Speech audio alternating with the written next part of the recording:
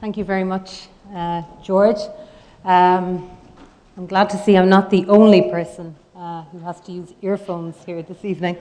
So I apologise, my Portuguese is not up to scratch, so please understand that I will speak in English. Secretary of State, ambassadors, distinguished guests, I really am truly honoured to have this opportunity to firstly address you and later, I hope, have a very fruitful exchange with you. Our ambassador tells me that the last time he was here in this very, very fine and impressive auditorium was for the conferring of an honorary doctorate on your former Prime Minister and now President, of course, to the European Union Commission, José Manuel Durão Barroso. And I'm very happy to be in such company here this evening. I hope that I can make a constructive contribution to your discussion entitled, How Can We Simultaneously Foster Growth and Consolidate Our Public Finances?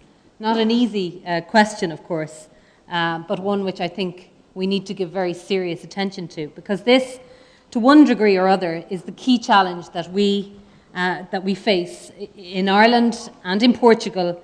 It is the exit route from our current programmes of financial assistance. But we should acknowledge that the challenge is much wider than just that. It is one faced across the advanced economies within Europe and, of course, without.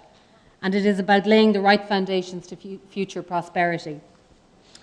I'll begin, if you will bear with me, with a few words about Ireland, which is the case, I suppose, that I know best, where we are certainly under no illusions about the scale of our challenge.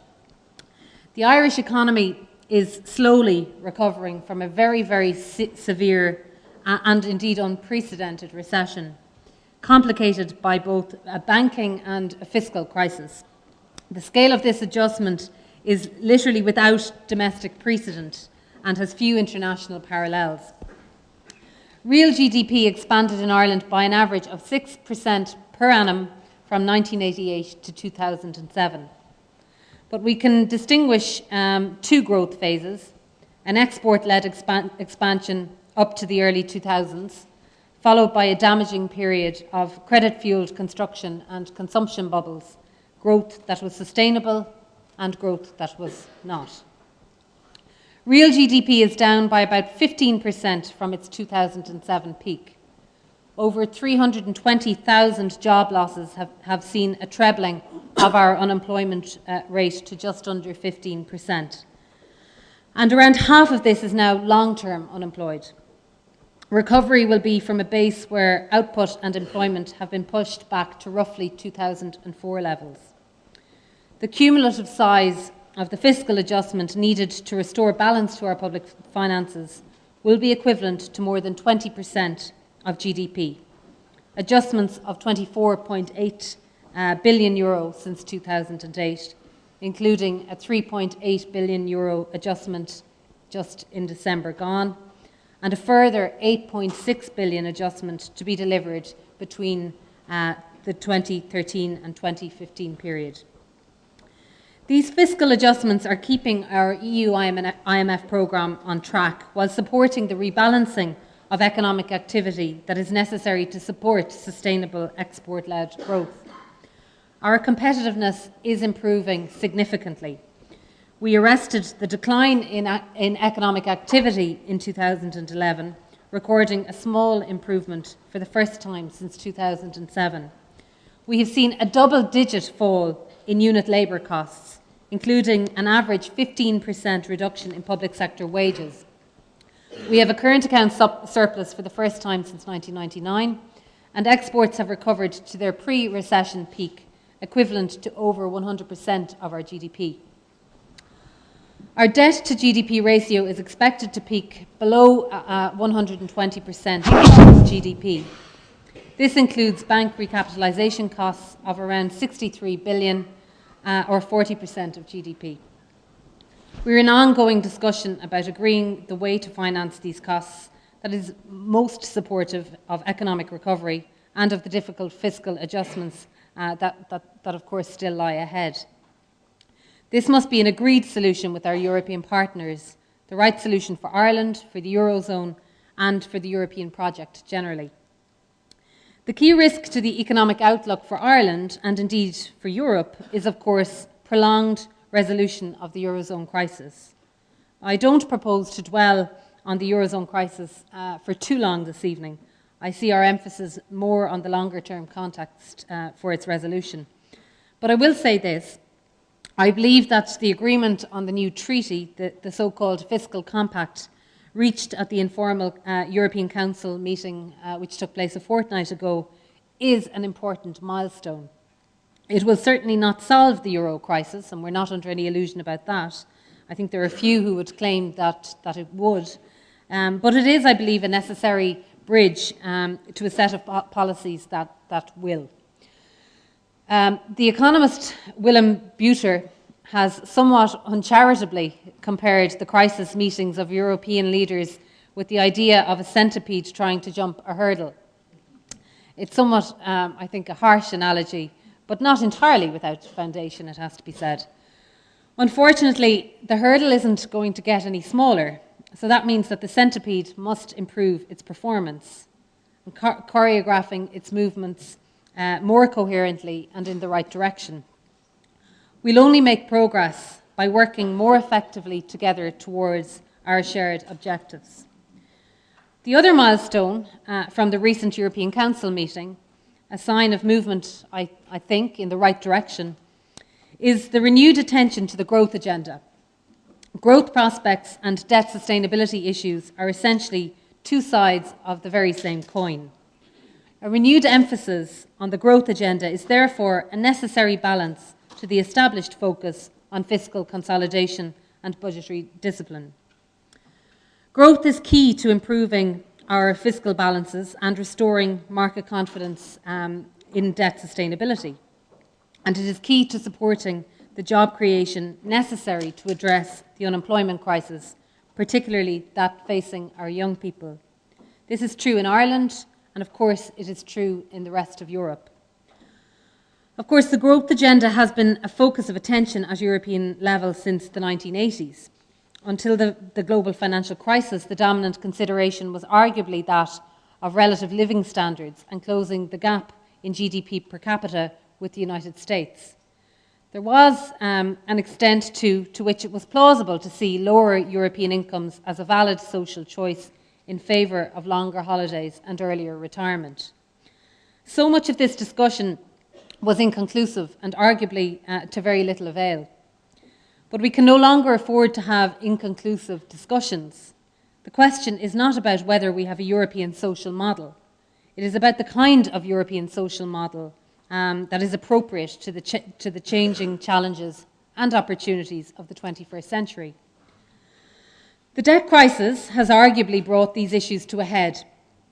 The reality is that the public spending commitments associated with the European social model will become unsustainable in the absence of renewed confidence of our underlying economic performance.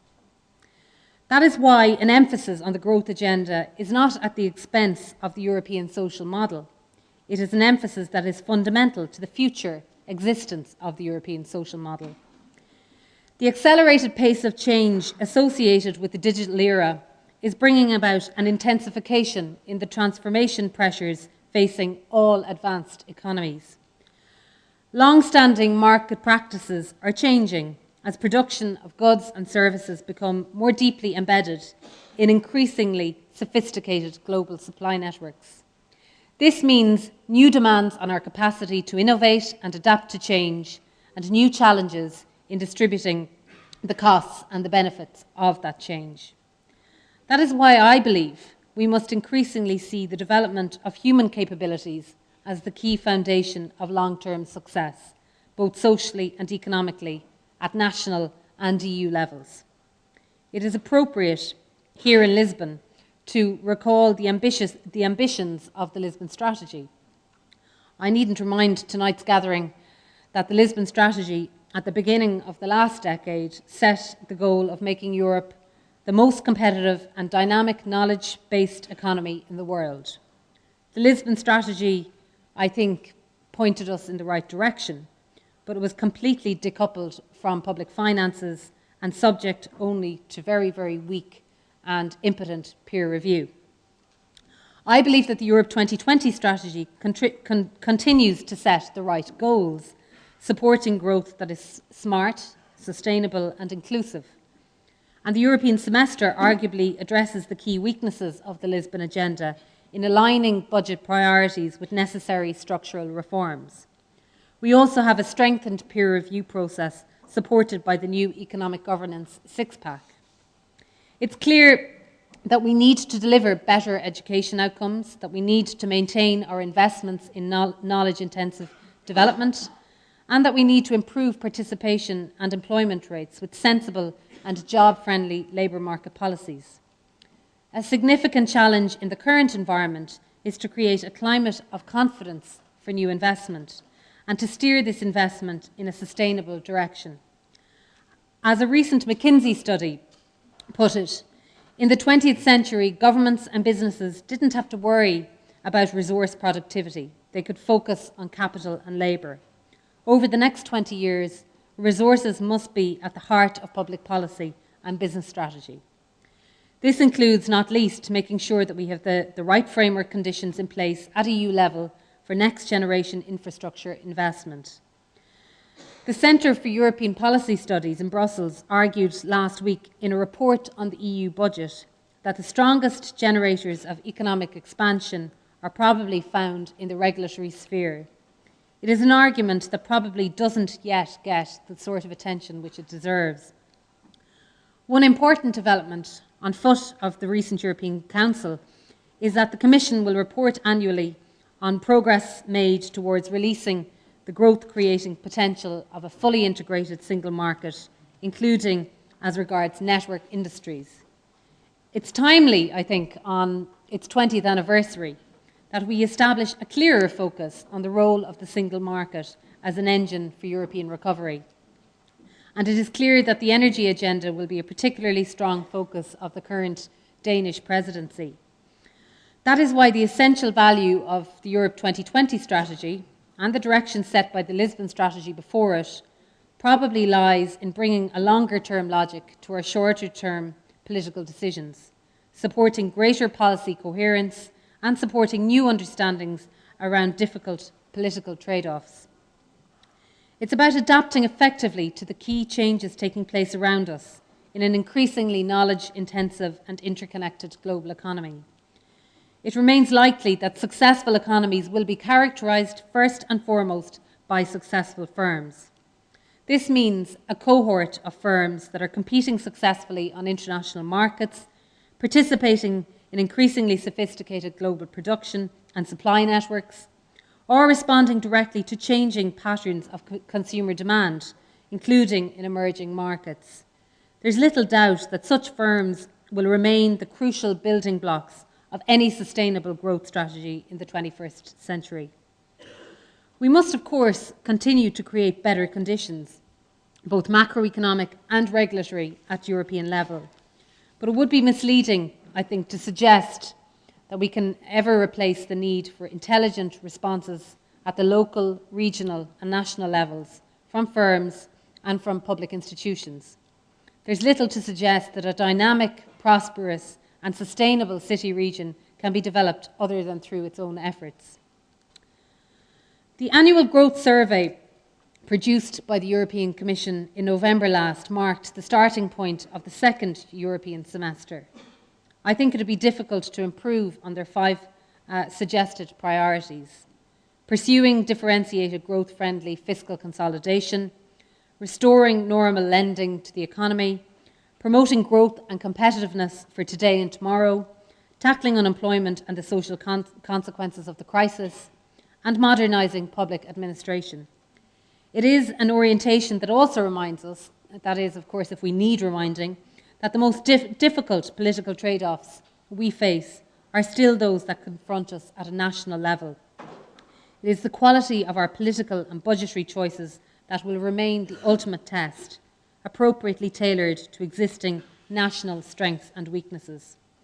The first European semester was, perhaps unavoidably, overshadowed by the Eurozone debt crisis. The key challenge is now to ensure that the second European semester secures deeper and wider engagement at both national and European levels. Ladies and gentlemen, we are most undoubtedly faced with very, very difficult and unpalatable choices, but we must ensure that they are the right choices, closing the gap between what is necessary and what is politically possible. That, it seems to me, is how we will engage most constructively with a platform for sustainable growth. Thank you very much.